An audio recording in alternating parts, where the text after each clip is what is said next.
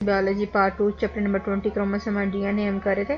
आज हमने इसका टॉपिक स्टार्ट करना है what is a gene. Gene actually the hereditary material और the sequence of the nucleotide on the chromosomes. ये ऐसा मटेरियल होता है जो कि जनरेशन आफ्टर जनरेशन यानी कि एक जनरेशन से दूसरी जनरेशन में ट्रांसफर होता है। और आर्चीबाल्ड गैरेट विलियम बार्टसन ने कंक्लूड किया था 1902 में कि कुछ डिजीज जो है वो कुछ पेशेंट में कुछ डिजीज जो है वो उनकी फैमिलीज में रन करती हैं और ये डिजीज जो है ये असल में रिसेसिव एलील की फॉर्म में होती हैं। और इन्होंने कहा था ये डिजीज असल में जिस तरह मेंडल ने वर्क किया था डिफरेंट करेक्टर्स पे, पी प्लांट लिया था मेंडल ने, इसी तरह उनके मेंडेलियन ट्रेड की फॉर्म में ये डिसऑर्डर भी फैमिलीज में ये हेरिडेटरी इंफॉर्मेशन है जो कि एंसेस्टर से उसकी फैमिलीज में डिसेंडेंट में मूव करती है। यहाँ पे जो मेंशन की हुई दैट इज द डिजीज अल्केप्टेनोरिया। अल्केप्टेनोरिया के पेशेंट में जो यूरिन प्रोड्यूस होता है, यूरिन में एसिड प्रेजेंट होता है that is the homogentisic acid. Homogentisic acid जैसे एक्सपोज होता है एयर में ब्लैक कलर का हो जाता है क्योंकि इसको ब्रेक डाउन करने के लिए जो इंजाइम्स हैं वो नहीं प्रेजेंट होते। नॉर्मल पेशेंट में ये जो है होमोजेनेस्टिक एसिड ये ब्रेक डाउन होता है, लेकिन इस अल्केप्टेनोरिया के पेशेंट में ये ब्रेक डाउन नहीं होता और जैसे ही यूरिन प्रोड्यूस होता है वो एयर में ऑक्सीडाइज हो जाता है और वो ब्लैक कलर का यूरिन प्रोड्यूस होता है। इसके लिए गैरेट ने बताया था कि असल में जो इंफॉर्मेशन इनकोडेड होती है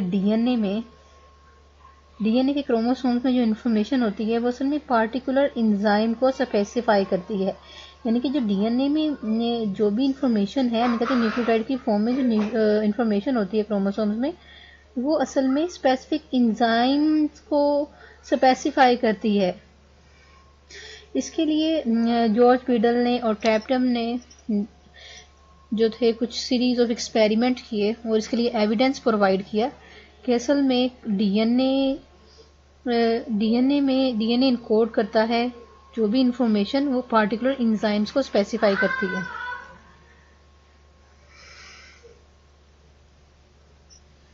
और इसके लिए इन्होंने खुद ही जो था डेलिब्रेटली इन्होंने कुछ म्यूटेशंस प्रोड्यूस की थी क्रोमोसोम्स में, फिर उस म्यूटेशंस का उस ऑर्गेनिज्म में स्टडी की थी। बीडल और टेप्टम ने जो एक्सपेरिमेंट किया था इसमें उन्होंने स्पोर्स लिए थे फंजाई के न्यूरोस्पोरा और उन्हें एक्सरे रेडिएशंस के थ्रू एक्सपोज करवाया। और रेडिएशंस के बाद उन्हें क्योंकि एक्सपेक्टेड था कि रेडिएशंस के बाद उसके डीएनए में कुछ चेंजिंग आएगी, डीएनए में कुछ डैमेज प्रोड्यूस होगा जिसकी वजह से उसकी नॉर्मल ग्रोथ की एबिलिटी जो है वो अफेक्ट हो जाएगी। इस तरह के डीएनए में जो चेंजिंग आती है इसे बोलते हैं म्यूटेशंस। और इस किस्म के ऑर्गेनिजम्स में जो हमने म्यूटेशन प्रोड्यूस किए जिस ऑर्गेनिज्म में, इस ऑर्गेनिज्म को हम कहेंगे म्यूटेंट्स।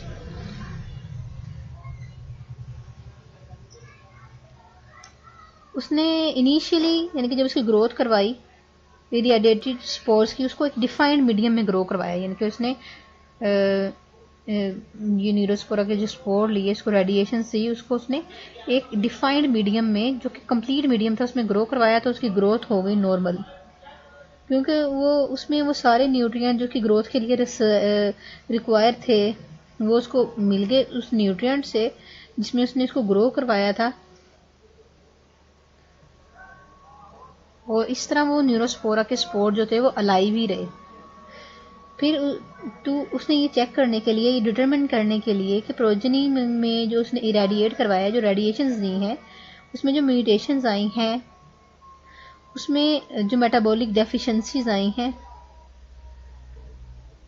उसके लिए उसने उसे चेक करने के लिए उसे मिनिमल ग्रोथ है। मिनिमल ग्रोथ ऐसा मीडियम होता है जो कि स्पेसिफिक न्यूट्रिएंट प्रेजेंट होते हैं, सारे नहीं प्रेजेंट होते हैं। यानी कि उसने शुगर, अमोनिया और साल्ट, इसको बोलते हैं मिनिमल मीडिया।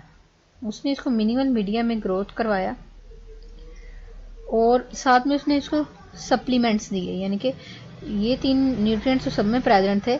लेकिन इसके साथ मिनिमल मीडिया जिसमें कि हम कहते हैं शुगर, अमोनिया और साल्ट होती है, कुछ वाइटामिन प्रेजेंट होते हैं, वाटर होता है, उसके साथ कुछ नेसेसरी जो ग्रोथ मीडियम रिक्वायर्ड थे, जिस तरह सप्लीमेंट्स दे दिए, जिसमें उसने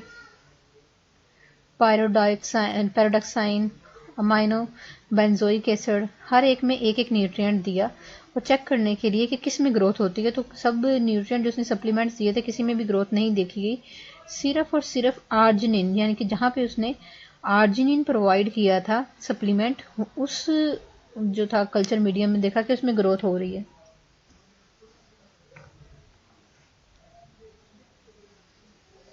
फिर उसने ये प्रिडिक्ट किया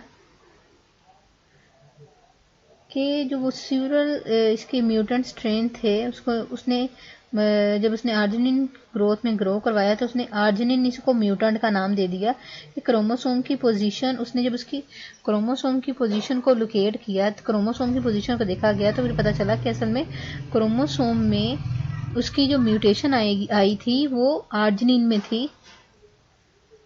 और आर्जिनिन जो है वो उसके 3 क्लस्टर में प्रेजेंट थी, यानी कि एक क्रोमोसोम्स के ही 3 डिफरेंट लोकेशंस पे आर्जिनिन जो थी वो 3 क्लस्टर पे प्रेजेंट थी। 3 क्लस्टर ऑफ जीन्स थे जिसमें जो था वो आर्जिनिन को जो कि शो कर रहे थे, यानी कि जब जो उसने रेडिएशंस दी थी उस रेडिएशंस की वजह से आर्जिनिन जीन्स का ये जो उसका क्रोमोसोम था उसके क्रोमोसोम में ये जीन जो था वो अफेक्ट हुआ था, जो कि एक ही क्रोमोसोम में 3 डिफरेंट लोकेशन में प्रेजेंट था।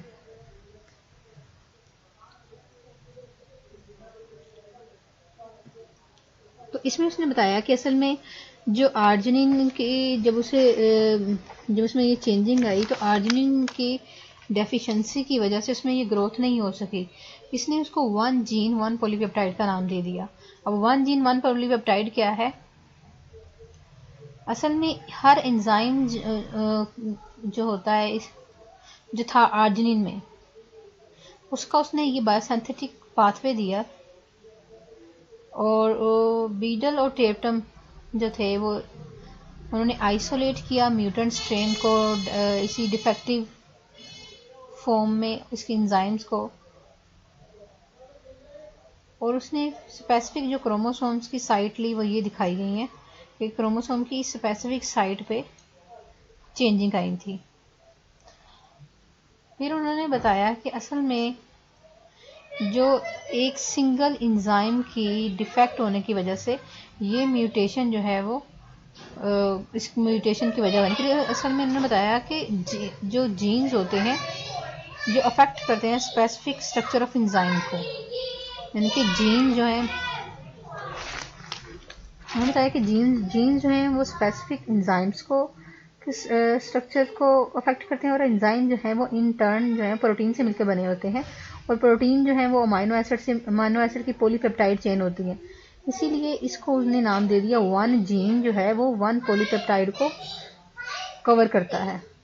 ये शो करता है। यहाँ पर उन्होंने दिखाया है कि आर्जिनिन ई, क्लस्टर ई, आर्जिनिन एफ, जी और एच, इसमें यहाँ पे जो सबस्ट्रेट है ग्लूटामेट, इसमें आर्जिनिन एंजाइम जो है एंजाइम ई वो ग्लूटामेट को ऑर्निथिन में कन्वर्ट कर देता है, और एंजाइम एफ जो है वो ऑर्निथिन को सिट्रोलिन में, और सिट्रोलिन जो एक सबस्ट्रेट है इसकी प्रोडक्ट बनती है और जीनोसक्सीनेट बाय द एंजाइम जी, और एंजाइम जी जो थर्ड क्लस्टर पे 2 एंजाइम प्रेजेंट है, एंजाइम जी और एंजाइम एच, और जीनोसक्सीनेट फाइनली जो है वो प्रोडक्ट आर्जिनेज में कन्वर्ट होता है, और एंजाइम की एक भी जगह पे ये म्यूटेशन आने की वजह से इसकी फाइनल प्रोडक्ट नहीं बनती। इसलिए हम कहते हैं कि जो एंजाइम है वो इनकोड करते हैं स्ट्रक्चर, जो इनकोडिंग स्ट्रक्चर होते हैं एंजाइम के और दूसरी प्रोटीन के, वो डीएनए स्पेसिफाई करता है, यानी कि डीएनए खुद या जेनेटिक मटेरियल, या हम कहेंगे ये जो हमारा जेनेटिक मटेरियल है ये असल में खुद स्पेसिफाई करता है स्पेसिफिक एंजाइम्स को, और जो ये एंजाइम जो है वो रिस्पॉन्सिबल होते हैं कि वो किसी भी ऑर्गेनिज्म में स्पेसिफिक प्रोसेस को कैटालाइज करते हैं।